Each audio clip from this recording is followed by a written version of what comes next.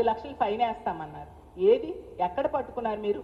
ఈరోజు మహిళల మీద అలాగే చిన్నారుల మీద అఘాయిత్యాల్లో చూస్తే ఎక్కువ సంఘటనలు మద్యం తాగి వాళ్ళు ఇలాంటి దారుణాలకి ఒడిగడుతూ ఉన్నారు.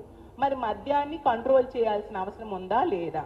అది మానేసి మద్యం వ్యాపారులకి కమిషన్ పెంచడం కోసం మీరు ముడుపులు తీసుకొని మద్యం ధరలు పెంచుతూ ఈరోజు మద్యం విచ్చలవిడిగా అందుబాటులోకి వచ్చేట్టుగా చేస్తూ ఉండే పరిస్థితి. ఎంతసేపు ప్రజల సంక్షేమాన్ని పక్కన పెట్టి మీ స్వార్థ రాజకీయాలే చేస్తూ ఉన్నారు తప్ప మహిళల రక్షణ కానీ ప్రజల రక్షణ కానీ మీరు పట్టించుకోని పరిస్థితి క్లియర్గా కనిపిస్తూ ఉంది.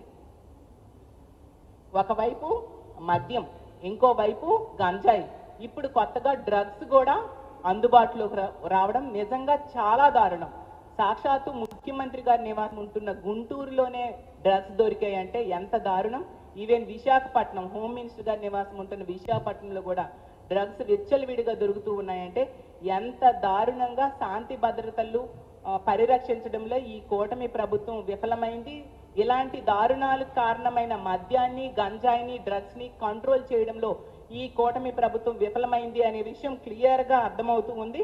అసలు నిజం చెప్పాలంటే ఈ కూటమి ప్రభుత్వం అధికారంలోకి వచ్చాక మహిళల రక్షణ కానీ అలాగే ప్రజల రక్షణ కానీ గాలికి వదిలేసింది.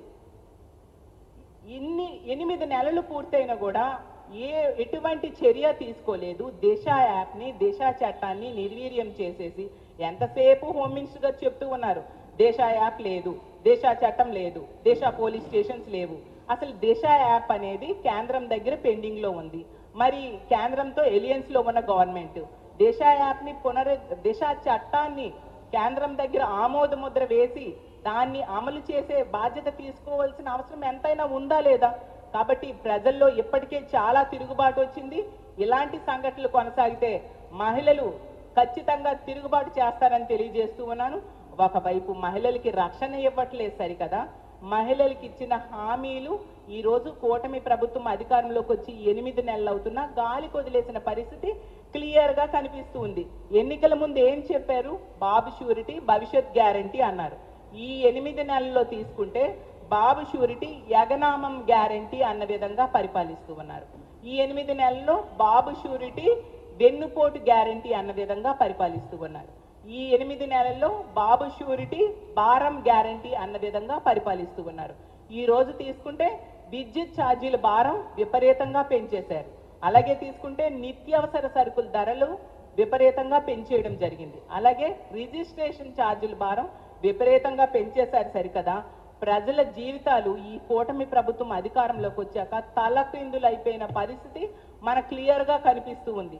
ఈ రోజు తీసుకుంటే ఫీజు రీఎంబర్స్మెంట్ లేదు, అమ్మఒడి లేదు, అలాగే రైతు భరోసాను ఆపేశారు, చేయూతను ఆపేశారు, 0 వడ్డీ పథకాన్ని ఆపేశారు, ఆరోగ్యశ్రీని ఆపేయడం జరిగింది, మెడికల్ కాలేజీల నిర్మాణం ఆపేశారు, స్కూల్స్లో నాడు నేడు పనులు ఆపేశారు, వాలంటీర్స్ని తీసుకుంటే ఆ వ్యవస్థనే తీసేశారు.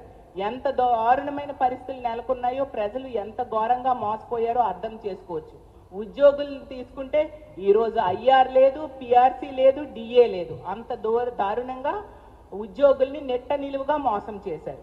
ఇలాంటి విధ్వంసకరమైన పాలన, ఎంత మోసపూరితమైన పాలన ఈ రాష్ట్ర చరిత్రలో ప్రజలు ఏనాడు కూడా చూడలేదు అని తెలియజేస్తూ ఉన్నాను. ఏమంటారు మాట్లాడితే ఎన్నికల టైంలో సంపద సృష్టిస్తాను అన్నారు. ఎప్పుడు సంపద సృష్టిస్తారు? 2047లో మీరు చెప్తూ ఉన్నారు విజన్ 2047 అంటూ. అంటే అప్పుడు సృష్టిస్తారా? అప్పటి వరకు సృష్టించకుండా ఈ పథకాలన్నీ అప్పటి వరకు అమలు చేయరా మీరు అని ఈ కూటమి ప్రభుత్వాన్ని, చంద్రబాబు నాయుడు గారిని అడుగుతూ ఉన్నాను. ఎంత దారుణమైన దగా మోసం ఎక్కడైనా ఉంటుందా అని నేను అడుగుతూ ఉన్నాను. ఎంత ఘోరంగా ఈ కూటమి ప్రభుత్వం అధికారంలోకి వచ్చాక ప్రజల్ని నెట్ట నిలువుగా మోసం చేసింది. అసలు చంద్రబాబు నాయుడు గారు ఏమన్నారు? ఎన్నికల సమయంలో ఏమన్నారు? బటన్ నొక్కడం అదేమైనా పెద్ద పన, మూలనున్న ముసలమ్మ కూడా బటన్ నొక్కుతుంది అని చెప్పారు.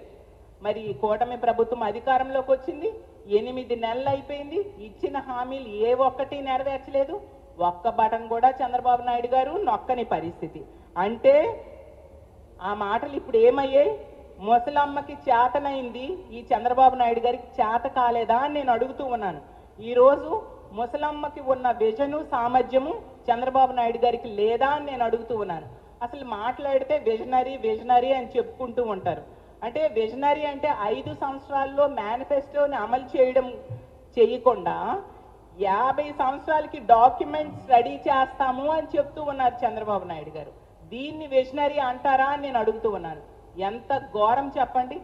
మేనిఫెస్టోని 5 సంవత్సరాల్లో అమలు చేయకుండా ఎప్పుడో 50 సంవత్సరాల తర్వాత విజన్ 2047 అనుకుంటూ డాక్యుమెంట్స్ రెడీ చేయడం ఎంతవరకు సమంజసం?